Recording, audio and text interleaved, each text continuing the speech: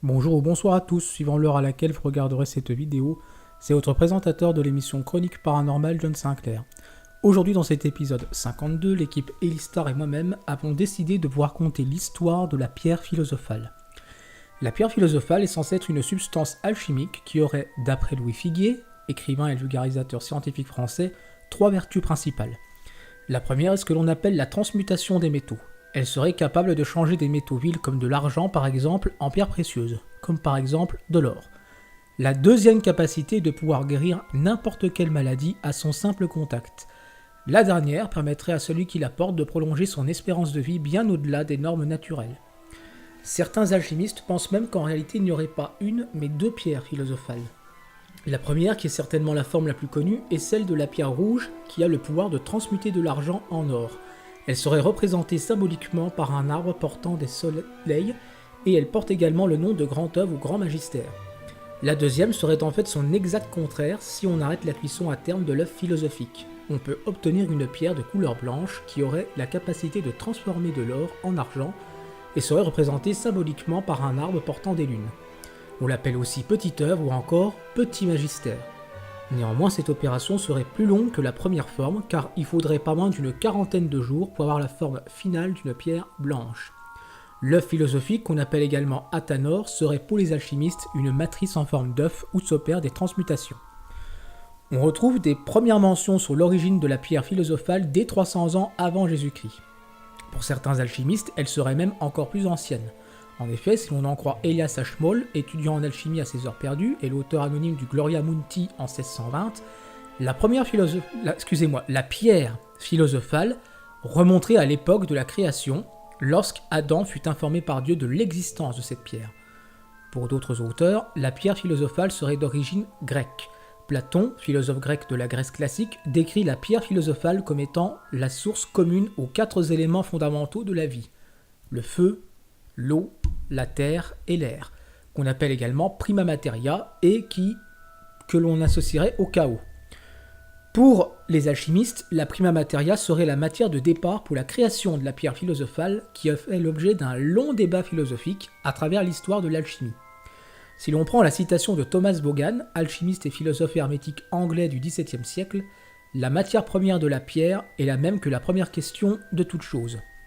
Puis, il y a une évolution sur les caractéristiques de la pierre philosophale à partir du Moyen-Âge. L'alchimiste musulman Jabir ibn Hayyan a mené une étude sur les 4 éléments. Pour lui, il doit y avoir 4 qualités fondamentales pour que chaque métal soit une combinaison de ces 4 principes. Le feu doit être à la fois chaud et sec, la terre froide et sèche, l'eau froide et humide, et l'air chaud et humide. Pour pouvoir transmuter un métal dans un autre, il faut pour Jabir obligatoirement passer par une réorganisation de ses qualités de base en introduisant une substance sous forme de poudre rouge, sec ou soufre rouge. Selon ce dernier, ce serait le point de départ de la légendaire pierre philosophale. Cette théorie sur la transmutation des métaux fut révolutionnaire et a fait l'objet d'un grand débat dans le monde musulman. Au début de l'ère moderne, l'alchimiste suisse Paracels a une autre théorie sur la pierre philosophale. Selon lui, il existe un élément inconnu nommé Akaest qui réunirait tous les autres éléments sous des formes dérivées. Pour beaucoup d'alchimistes de la Renaissance, la transmutation des métaux devait se baser sur la fécondité des mines. Ces derniers pensèrent pouvoir tirer de l'or ou du moins sa semence en accélérant le processus de développement et de croissance de l'or au sein de la Terre. C'est l'ensemble de ces opérations qui amenèrent au grand œuvre, c'est-à-dire à la réalisation de la pierre philosophale.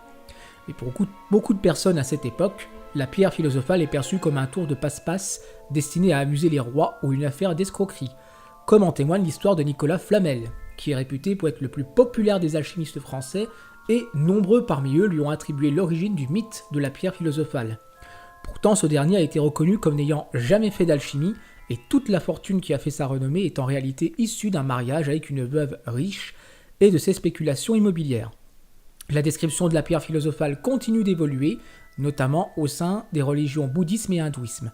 Elle correspondrait au Shintamani, qui, d'après les traditions, serait une pierre précieuse qui aurait le pouvoir de réaliser des souhaits. Il est dit que lorsque l'on atteint la sagesse d'un dieu, on serait en mesure de comprendre la vérité des autres dieux, permettant d'atteindre l'intelligence parfaite et donc de devenir immortel. Quelle que soit la description et les vertus de la pierre philosophale, elle est devenue en quelque sorte le Graal des alchimistes. Plusieurs personnes ont tenté en vain de mettre la main sur cette pierre légendaire, sans succès.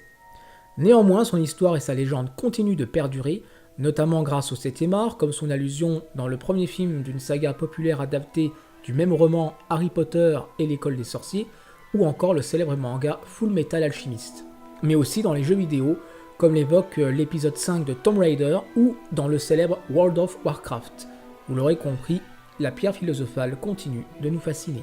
C'était votre présentateur de l'émission Chronique Paranormale, John Sinclair. À très bientôt.